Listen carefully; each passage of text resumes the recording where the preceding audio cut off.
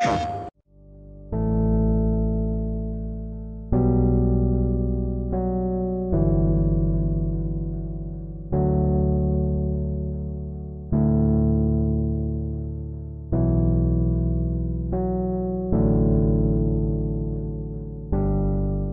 am super duper excited that we're at Comic-Con because to me it's just like popular culture.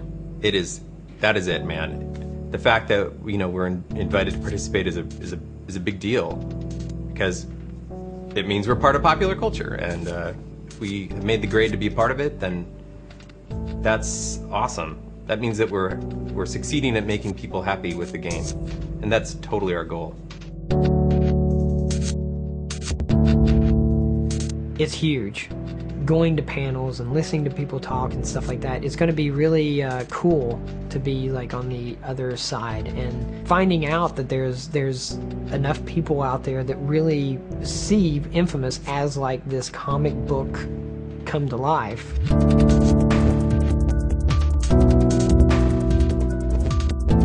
I think when we were doing the original Infamous, we knew we were doing superhero, but I don't think we wanted to do it in kind of super traditional superhero way. Like, the first thing we'd have to tell people is, no, he doesn't wear tights or anything like that. It's like, what if it's a regular person who would get superpowers?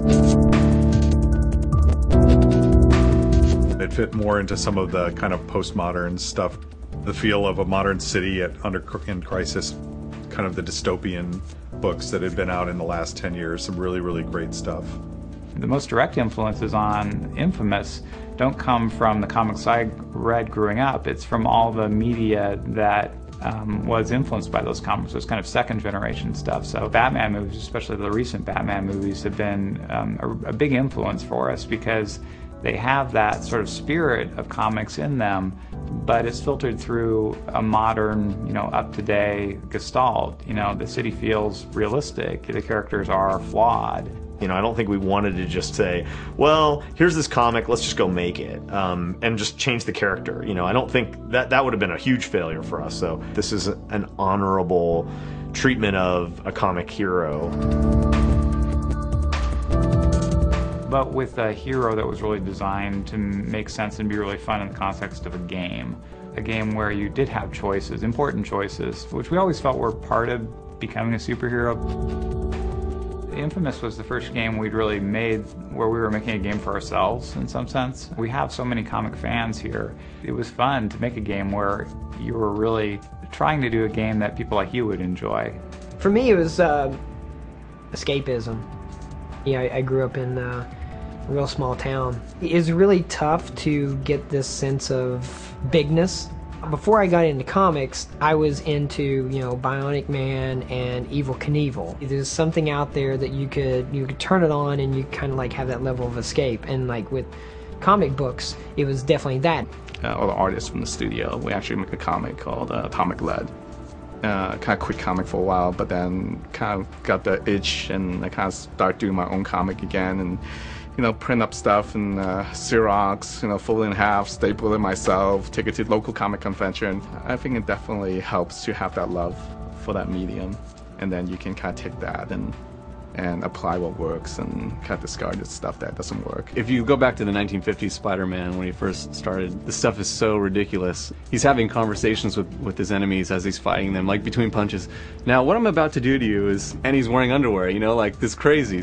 The powers are kind of the element that's still similar to comic books, but then we're trying to marry that with a realistic environment and an art style that makes it more believable to people who aren't necessarily huge comic book fans. But if you go too real, then some of the stuff that we're trying to do, a guy having electricity powers and crazy supervillains, then that doesn't work anymore. So you want to be in that space where that's believable. Real characters that have real problems. Peter Parker has to make rent. Bruce Banner has to actually deal with being a fugitive. And Tony Stark, he's an alcoholic, and that's the type of character that, Cole is. We feel that people just related to him on a level that even we didn't expect. I think that the kind of the history of video games made out of existing heroes was one of the reasons we decided to go with an original IP. They've had a mixed bag. It has a whole bunch of expectations and limitations that have been built into its universe. You know, you take Superman as an example. The guy has unlimited power. And if you're going to build it out of that character, it's like, well, kryptonite harms him, but otherwise, what is he not going to do, you know? It's very difficult to make a video game where that's really fun. Video games suck at that. They only succeed if they bind you into space, play space. In Infamous 2, you just basically have the expectations of staying true to the characters that, you know, you originally created. So you get to capture a lot of that rawness that you don't get when you're trying to stay true to an existing established character, you know. But here we get to just, you know, create what we want, which is awesome. But to really improve and get to the kind of the next level, be willing to throw away your old stuff and start over. There was a lot of splatter work done in the first one. I mean, literally every page was just a big wet splatter everywhere, and I felt that worked really well in an urban city. In Mirai, it just didn't seem like it would make as much sense, you know. I kind of wanted to capture a little bit more of what this New Orleans-ish kind of city would look like, so just kind of removing a lot of the wet splatters and going more for a watercolor look as opposed to more traditional comic book coloring. I've seen some graphic, cutscenes where, somebody hit them and it's like kapow, and you see the word kapow. The direct reference with the border or the panels and the word balloons and stuff. It's really an element of the printed medium. Some of those things doesn't really apply. This is an evolution of, taking something that printed and now seeing it, in motion and with sound.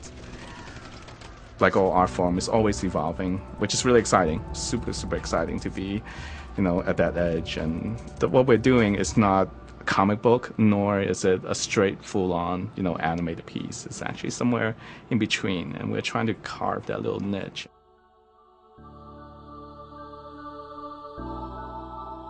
There's an experience that everybody wants to have, which is to be a superhero. If we can make a game that lets you be that superhero and own that experience, that's really my objective. And I think we are probably still the underdog, of the whole thing. Marvel and DC and Batman, Spider-Man, all those guys have years and years of history of kind of ingrained into the modern culture. So we're just trying to, put our notch in it.